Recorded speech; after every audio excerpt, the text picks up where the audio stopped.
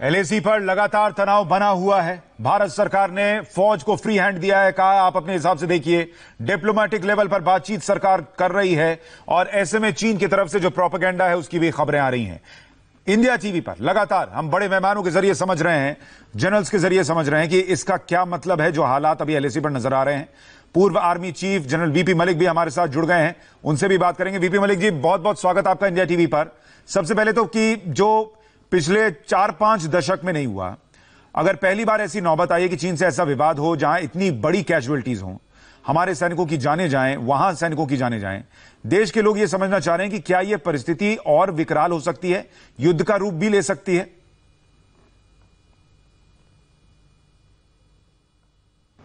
देखिए, ये बहुत ही खराब घटना है और आपने सही बोला कि कई सालों से ये ऐसी बातें नहीं हुई हैं, लेकिन जिस तरीके से ये झड़पें हो रही हैं, स्कफल हो रहे हैं और एक दूसरे को धक्कम धुक्का दिए जा रहा है, तो उसको देखते हुए मैं समझता हूं कि ये शायद हमको ये ऐसी वारदात हो सकती थी।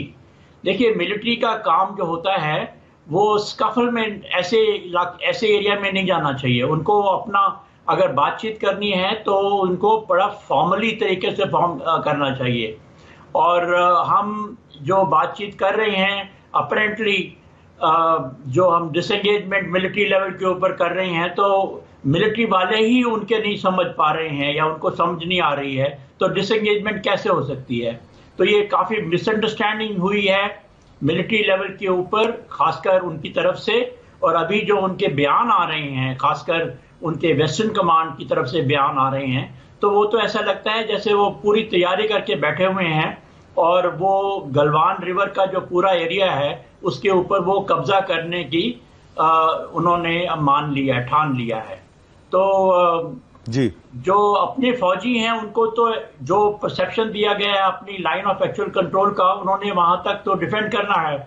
और उन्होंने स्कफल के बीच में ये जो स्टोन पेल्टिंग हुई या डंडे डुंडे मारे एक दूसरे को, तो वो बात नहीं होनी चाहिए थी जिस नौबत पे हम पहुंच गए हैं। जनरल नरसिम्हन, आप सुन रहे हैं जनरल मलिक क्या कह रहे हैं।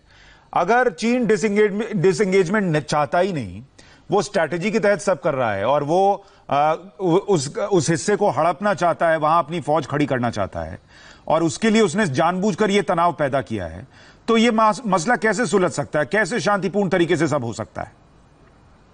मैं इस बात पर जवाब देने से पहले, मैं जो ब्रेक के पहले आपने 2 चीजें बात की थी उसके ऊपर एक छोटा सा टिप्पणी देना चाहूंगा। एक तो आपने बोला था कि ये चीन जो है कैजुअलिटी क्यों नहीं मान रहा है। आपको ये सिस्टम समझना चाहिए कि इंडिया जो है ये एक डेमोक्रेटिक कंट्री है, डेमोक्रेटिक तरीके से काम करते हैं, खुले तरीके से काम करते हैं, तो हम कैजुअलिटी होने पर अपना ठीक तरीके से उसका डिक्लेयर करते हैं। चीन का सिस्टम अलग है। चीन का सिस्टम में इस प्रकार का चीजें जो है बाहर नहीं बताया जाता, तो ये आपको बहुत देर होने के बाद में पता चलेगा, तो ये बात हमको ध्यान में रखना चाहिए। दूसरा जो है, सरकार ने फ्री हैंड देने की बात जो आपने कही है, ये तो अच्छी बात है कि और ताकत बढ़ जाएगा, लेकिन पहले से भी इसी सरकार के अंदर में पहले से भी फौज का जो फ्रीडम है काम करने का, उसमें मैं ये नहीं मानता कि ये कोई पाबंदी थी या कुछ ऐसा था। तो उस समय पहले भी यही था। अभी जो है इनका बताने पर और भी ताकत बढ़ेगा फौज का, ये चीज आपको देखना चाहिए। तीसरी बात, अभी जो आपने सवाल पूछा था वो ये है गलवान रीजन के ऊपर जो वेस्टर्न थिएटर कमांड है उनका, चीन का, उनका क्या रवैया है। उनका जो स्टेटमेंट में ये बताया गया कि Galwan river region, Galwan valley region जो है एक इलाके को जाहिर करता है। तो ये जो है परखना चाहिए कि भाई ये गलवान वैली रीजन का क्या मतलब इनका दिल में है या दिमाग में है। इसके ऊपर थोड़ा ध्यान देना चाहिए और उनसे बात करके पता करना चाहिए कि भाई क्या आपने क्या इसके बारे में, आपका क्या मतलब है ऐसे बोलने का। दूसरा ये चीज ये है, जो जैसे मैंने पहले भी बताया कि गलवान घाटी एक जगह है, उसके अलावा भी 2-3 जगह पर जो है इस प्रकार का झड़प हुई है पहले मई के महीने में। तो ये पूरा जो है डिसएंगेजमेंट के लिए हम कोशिश करना चाहिए और सर वो बातचीत से सुन का रहे हैं सर, मैं तो यही पूछ रहा हूं, वो बातचीत से सुन का रहे हैं, बातचीत तो हम कर ही रहे थे, फिर भी कल जो हुआ वो हो गया परसों। एक मिनट मैं मानता हूं आपकी बात की, ये मान नहीं रहे हैं और इस प्रकार का जो कल परसों शाम को जो झड़प हुआ उस वजह से ये प्रॉब्लम हुआ है, ये मैं मानता हूं। लेकिन हमारे पास भी कई और तरीके हैं जिसके हिसाब से उनके ऊपर दबाव डाला जाए, उसके ऊपर मेरे ख्याल में सरकार जो है पक्का सोच विचार कर रहे होंगे और वो ठीक तरीके से प्लानिंग बनने के बाद इसके ऊपर कार्रवाई होगी। लेकिन ये मान के चलना चाहिए कि ये पूरा जो है, जो चीन ने कोई बिल्डअप करते हैं तो ये पक्का मानिए कि हमारा भी उतना ही काउंटर बिल्डअप जरूर होगा। दूसरा ये बात ये है कि हमारा जो टेरिटोरियल इंटीग्रिटी है, सॉवरेंटी है, उसके ऊपर हम जो है कोई समझौता नहीं करेंगे। ठीक है जनरल जे सिंह, मैं आपके पास भी आऊं, उससे पहले एक और सवाल जनरल वीपी मलिक से कि सर ये जो अभी बातचीत की बात जनरल नरसिम्हन भी कह रहे थे, ये तो हम कर ही रहे थे, डिसएंगेजमेंट का प्रोसेस भी चल रहा था, वो पीछे हटेंगे ये भी कहने लग गए थे वो लोग, लेकिन ऐसे में ये जो नौबत बनी, ये खूनी झड़प जो हो गई, इसकी वजह आप क्या मानते हैं?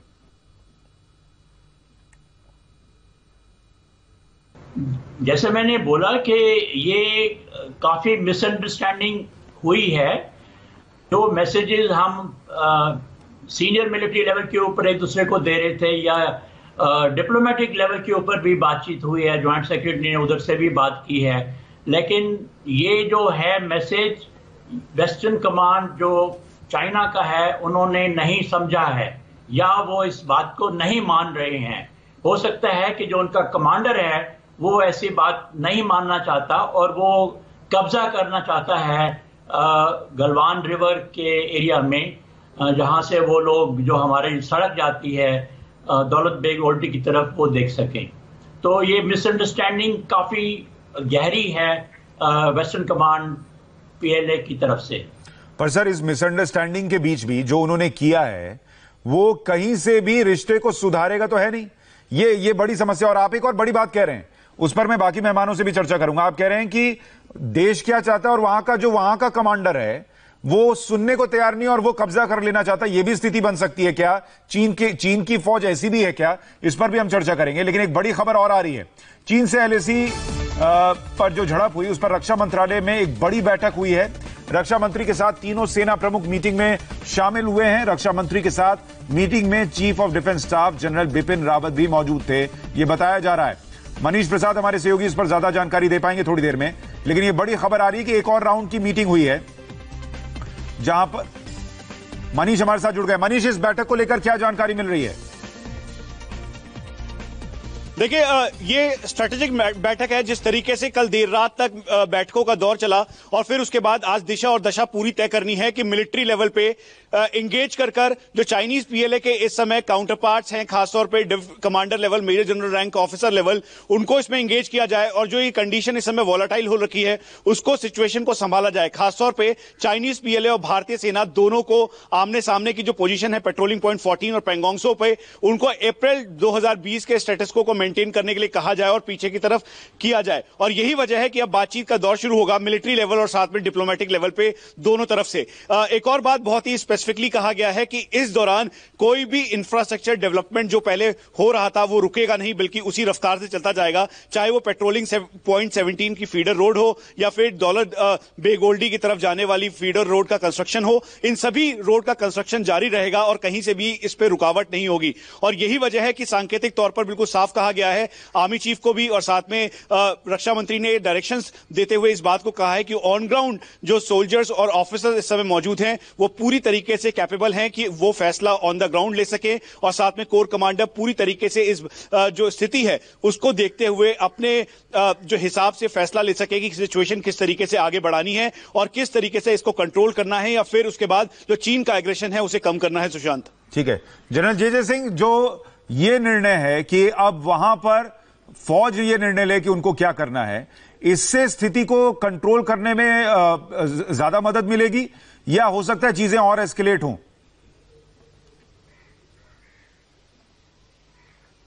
सुशांत, मुझे ये बिल्कुल साफ है कि हमारे जो लीडर्स हैं उनको अच्छी सिखलाई दी जाती है और वो स्ट्रैटेजिक सिचुएशन को भी समझते हैं। यहाँ पे कोर कमांडर, आर्मी कमांडर का भी हिदायत उनकी मिली होंगी। और हमें पता है जो एग्रीमेंट हमने साइन किए हैं 93, 96 और 2005 में चाइना के साथ, उसमें जो हिदायतें दी गई हैं उसका हम पालन कर रहे हैं। हिंदुस्तान एक जिम्मेवार और जवाबदार देश है और हम कोई गैर जिम्मेवारी वाला काम नहीं करेंगे। मैं समझता हूं कि जो अभी हुआ है ये रात के समय चीन की पहल थी। सबसे पहली बात तो ये है कि चीन की पहल इसलिए थी, उन्होंने कहा शायद हम अपना कब्जा करके बाद में इधर क्लेम बनाएंगे कि हमारी ये क्लेम लाइन है।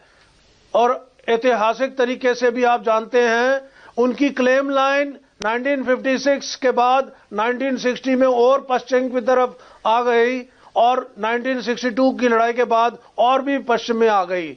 और ये जो गलवान इलाके में हुआ है ये दौलत बेग ओल्दी की तरफ कोशिश की जा रही है कि जो सड़क बन रही है उसके ऊपर वो प्रभाव कर सके। ठीक है। और मैं समझता हूं कि हिंदुस्तान ने जो सतर्कता दिखाई, हमारी फौज ने जो सतर्कता दिखाई और जो अलर्टनेस के साथ और जो उन्होंने डिटर्मिनेशन के साथ एक्शन लिया, उससे चाइना को सरप्राइज हो गया कि ये हमारा दांत खट्टे कर देंगे, इसलिए हमारा जो प्लान है वो कामयाब नहीं होगा। सर एक चीज समझाइए, उस वक्त आपका फोन कट गया था, मैं ये पूछना चाह रहा था। उनके पेट्रोल सर आप मुझे सुन पा रहे हैं क्या? को भी बुलाया गया। सर मैं ये पूछना चाह रहा हूं कि अगर वो इस मकसद से आए कि यहां पर कब्जा कर लेना है, अगर वो इस मकसद से आए कि यहां पर चीन के सैनिकों को खड़ा कर देना है और वो ये बिना सोचे समझे आए कि भारत ऐसा रिएक्ट कर देगा, शायद उन्होंने सोचा नहीं था, अब रिएक्शन हो भी गया, क्या इतना आसान होगा कि उनसे बोलें कि आप पीछे चले जाइए और वहां पर आप पीछे जाएंगे तभी बातचीत होगी, या पीछे धकेलने के लिए एक्शन करना होगा भारतीय फौज को और वहां पर हालात अभी और बिगड़ सकते हैं? देखिए सुशांत, इसमें साफ है कि चीन एक ऐसा देश है, अगर आप उसका इतिहास पढ़ेंगे, लॉस ऑफ फेस उनके लिए बहुत इंपॉर्टेंट है।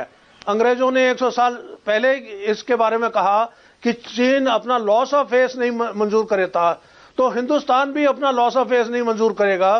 तो इसलिए हम इस स्टेटस को जो अभी है, इस हालत को आस्ते आस्ते हम ठीक कर सकते हैं, फौरन इसके लिए कोई जवाब नहीं होगा। और मैं समझता हूं कि कोई ऐसा एक्शन नहीं लेना चाहिए जिससे कि ये जो एग्रेशन है ये जो एस्केलेशन हो रहा है ये ज्यादा हद से ज्यादा निकल जाए। ठीक है। जो हुआ है एक रात की कहानी है, उसके बाद हालत संभाली गई है। जनरल नरसिम्हन, अगर वहां पर, जैसा आपने भी शुरू में कहा कि तनावपूर्ण हालात तो हैं लेकिन अभी वहां पर शांति है, क्या इस शांति के बीच जो डिप्लोमेटिक चैनल्स भारत ने खोल कर रखे हैं, फौज से तो कहा है कि आप निर्णय लीजिए, लेकिन इधर डिप्लोमेटिक लेवल पर भी बातचीत चल रही है, उस डिप्लोमेसी में आप कोई रास्ता देखते हैं? कैसे वो एक रास्ता हो सकता है? ये जो है ना, ये एक सब चीजों को मिलके एक काम होता है इसमें। एक तो मिलिट्री लेवल पे काम होती है, डिप्लोमेटिक तरीके से काम होती है और गवर्नमेंट के तरीके से भी काम होती है। तो ये तीनों मिला के एक ताकत सा बनता है, वो इस समय पर इस मामले को सुलझाने में लगाया जा रहा है। तो मैं समझता हूं ये तीनों मिलके काम करने पर कुछ न कुछ हल इसका निकल आएगा। किसी और देश का रोल आप देखते हैं जिससे भारत बात कर सकता है, या ये सिर्फ भारत और चीन का मसला है, किसी तीसरे के दखल की गुंजाइश नहीं? हम यही मानते आए हैं कि भारत और चीन के बीच का जो मामला है वो बायलैटरल है और हम आपस में इसको बातचीत करके सुलझाएंगे। तो इसलिए यही रवैया जो है अभी भी अपनाया जा रहा है। जनरल मलिक भी हमारे साथ बने हुए हैं। सर, थोड़ी देर पहले आप मिसअंडरस्टैंडिंग की बात कर रहे थे, परसेप्शन की गलती की बात कर रहे थे, लेकिन जो भी हरकत उन्होंने की वो कोई मित्र देश तो करेगा नहीं, शत्रु देश के जैसे की कार्रवाई थी उनकी। आप दूसरे की सेना के ऊपर जानलेवा हमला करेंगे, जान लेंगे और फिर बातचीत हो, ये तो थोड़ा मुश्किल हो जाता है। इस बात से चीन डिटर भी नहीं रहा और उसे इस बात की परवाह भी नहीं कि स्थिति कितनी विस्फोटक हो सकती है। इस हालत में पहुंचना कि आप एक दूसरे के ऊपर पत्थर फेंकें और एक दूसरे की जान ले लें, ये ऐसी नौबत नहीं आनी चाहिए थी। और मैं तो यही कहूंगा कि एक दूसरे के क्लोज नहीं जाना चाहिए फौजियों को कि वो स्कफल की हालत में पहुंचे। पिछले कई दिनों से मैं देख रहा हूं कि चाहे वो फिंगर का एरिया है या कहीं और भी है तो आपस में झपट होती है, तो एक दूसरे को धक्का लग, ये फौजियों का काम नहीं है। मुझे याद आता है 1967 में जब नाथुला में ऐसा ही इंसिडेंट हुआ तो दोनों तरफ से खूब गोलियां चली और फिर 4 दिन तक शेलिंग होती रही। तो ये तो अभी मैं नहीं कहूंगा कि आगे एस्केलेशन क्या हो सकती है या क्या हो रही है, लेकिन दोनों की तरफ से तैयारी तो है। इसको अगर पॉलिटिकल लेवल के ऊपर हम उसको नहीं संभालें और उसको एस्केलेट होने से मना करें, तब तक ये यहां पर खतरा चलता रहेगा। तो ये खतरा कम कैसे होगा सर? मिलिट्री एक्शन से होगा, सरकार की बातचीत से होगा, डिप्लोमेसी से होगा, कैसे होगा?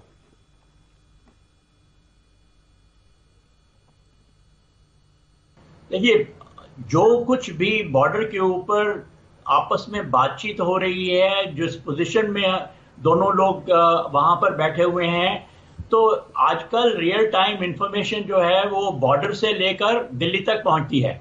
सबको मालूम है कि वहां पर क्या हो रहा है, और मिलिट्री जो है उसको तो सिर्फ यही बताया जाता है कि आपने लाइन ऑफ एक्चुअल कंट्रोल तक उसको अपने कब्जे में करना है और जो चाइनीज वहां पर आए हैं उनको पीछे हटाना है।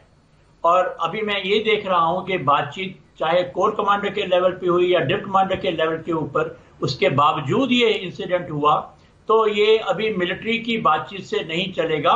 अब इसको डिप्लोमेटिक और पॉलिटिकल लेवल के ऊपर ही आगे करना होगा और उसी से ही ये एस्केलेशन जो है हम रोक सकते हैं। जनरल नरसिम्हन, जब बातचीत ये हो रही है और जो जनरल मलिक कह रहे हैं कि मिलिट्री के लेवल पर अब मुश्किल लग रहा है, 2 बातें करना चाहता हूं। जी जी, जनरल जे सिंह आप बोल दें पहले। हाँ, एक चीज जो बॉर्डर इंफ्रास्ट्रक्चर बना रहे हैं हम, उसका हमें पूरा हक है, क्योंकि हम अपने देश में बना रहे हैं। चीन ने अपने साइड में बनाया है, लेकिन हमारे बॉर्डर इलाके के लोग जो हैं, चाहे यहां हैं या अरुणाचल प्रदेश में, मैंने देखा जहां मैं गवर्नर था, वहां पे बॉर्डर एरिया के अगर सड़कें नहीं बनाएंगे, वहां के लोगों की क्वालिटी ऑफ लाइफ कैसे बढ़ाएंगे? तो एक चीज है, जो इंफ्रास्ट्रक्चर सड़कें बना रहे हैं, हवाई अड्डे बना रहे हैं या रेलवे लाइन कर रहे हैं, ये हमारा हक है। दूसरी बात, चीन जो है एक ऐसा देश है जिसमें क्या फैसला कौन लेता है, किस लेवल पे लेता है, वो किसी को पता नहीं चलता। हमें नहीं पता ये जी जिनपिंग ने हुक्म दिया या उनके मिलिट्री रीजन कमांडर ने दिया। और दूसरी बात यह है, वो अच्छा जानते हैं, भले भांति जानते हैं कि डेमोक्रेसी की कमजोरियां क्या हैं। अब डेमोक्रेसी की कमजोरियां इसमें है कि पार्लियामेंट में लोग जो हैं डिस्कस करते हैं, पॉलिटिशियंस डिस्कस करते हैं, ऑपोजिशन डिस्कस करता है, और हमारा मीडिया जिस तरह ऐसे मीडिया में आ रहा है और हम लोग खुद खबर देते हैं, तो इसलिए उनको पता है कि अगर छोटी सी भी ऐसी चीज कर दें तो हिंदुस्तान को हम हिला देंगे, हिंदुस्तान में एक जलजला आ जाएगा, लोग परेशान हो जाएंगे। तो इसलिए वो जानते हैं डेमोक्रेसी को कैसे कमजोर, उसकी जो वल्नरेबिलिटी है उसको एक्सप्लॉइट कैसे किया जाए। ठीक है सर, ये इस पर भी थोड़ी चर्चा करेंगे कि जो वो चाहते हैं वही यहाँ हो भी रहा है क्या, इस पर भी हम बातचीत करेंगे। सर, एक छोटा सा ब्रेक लेना है, ब्रेक के बाद आप सभी मेहमानों के पास मैं लौट रहा हूं। इस बड़ी खबर पर हम बने हुए हैं, उस पर हम लगातार चर्चा कर रहे हैं। जनरल नरसिम्हन, एक बात जो हो रही है चर्चा इस पूरे घटनाक्रम के बाद, कि शी जिनपिंग और प्रधानमंत्री नरेंद्र मोदी ने बीते करीब 6 साल में जब भी वो मिले एक अच्छी केमिस्ट्री शेयर की, लेकिन ऐसे हालात फिर भी बन गए। क्या चीन भारत से दोस्ती चाहता ही नहीं, और क्या इन दोनों लेवल लीडर्स के लेवल पर क्या इस मसले पर बातचीत करने का वक्त अभी आ गया है या अभी नहीं? ये देख, इस प्रकार का जब मामला शुरू होता है तो नीचे लेवल पे पहले ये ठीक करने का कोशिश करते हैं। तो अभी साफ जाहिर है कि नीचे लेवल पे अभी तक जो है ठीक तरीके से इसका हल नहीं निकला है। तो डिप्लोमेटिक लेवल और मिलिट्री लेवल पे अभी बातचीत चल रही है। अगर उस पर कोई ज़्यादा प्रोग्रेस ना होने पर शायद ये लीडर्स के बीच में बातचीत हो सकती है। आपने जैसे कहा, वुहान समिट और मामल्लपुरम समिट में इन दोनों लीडर्स के बीच में काफ़ी अच्छा एक रिश्ता बन चुका है। तो उस वजह से भी ये बाद में जब ये काम नहीं हो पाएगा तो उस लेवल पे बातचीत होगी। फिलहाल डिप्लोमेसी और मिलिट्री के ऊपर काम जारी है। जनरल मलिक, एक आखिरी सवाल आपसे भी कि इस बार ऐसा लग रहा है कि चीन पीछे हटने के मूड से आया ही नहीं है। वो इलाके पर कब्जा करना चाहता था और उसकी तैयारी से आया है। आपको भी लग रहा है ऐसा?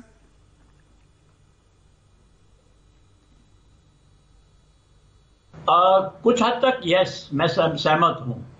और लेकिन फिर पीछे कई दिनों में जब दोनों तरफ से स्टेटमेंट आती रही कि they do not want to escalate, तो हमने समझा कि चलो ये ऐसा ऐसा अपनी फौजें भी हटा लेंगे। पर जब अभी मैंने स्टेटमेंट पढ़ी है वेस्टर्न कमांड, पीएलए के वेस्टर्न कमांड के स्पोक्स पर्सन की, तो उसमें से अभी पक्का ये लगता है कि ये लोग वहां से गलवान रिवर के एरिया से नहीं हटना चाहते हैं। और इसका जो इस चीज को हमको बड़ी गंभीरता से देखना चाहिए कि हम इसको किस तरीके से डीएस्केलेट कर सकते हैं। ठीक है, देखिए एक चीज तो बहुत स्पष्ट हो गई और ये सालों से है, लेकिन फिर भी इस बार और ज्यादा स्पष्ट हो गई कि चीन पर आप ढेले भर का भी यकीन नहीं कर सकते। वो कहते कुछ हैं, करते कुछ हैं, और इस मुल्क से आपको डील करने के लिए अब जो एक कहते हैं ना कि 1962 वाला भारत नहीं है, ये 2020 वाले भारत को भी तरीका अलग रखना होगा। और अगर वो ये सोच रहे हैं कि वो ये भारत का हिस्सा कब्जा लेंगे, तो उनकी ये सोच भी और उनकी ये गफलत भी दूर करनी होगी, और वो भारतीय फौज को बहुत बेहतर ढंग से आता है। आप सभी मेहमानों का बहुत शुक्रिया इस चर्चा में जुड़ने के लिए। एक छोटे से ब्रेक ले रुक रहे हैं। ब्रेक के उस पार भी भारत चीन टक्कर पर हमारी बड़ी कवरेज लगातार जारी है। ब्रेक के बाद हमारे साथ जुड़ेंगे लद्दाख के ग्राउंड जीरो पर काम कर चुके lieutenant general Shankar Prasad, colonel डिनी, लेफ्टिनेंट जनरल अभय कृष्णा, और साथ में एलएसी पर क्या हालात हैं, सरकार क्या कर रही है, इस पर भी हम आपको अपडेट देंगे एक छोटे से ब्रेक के बाद।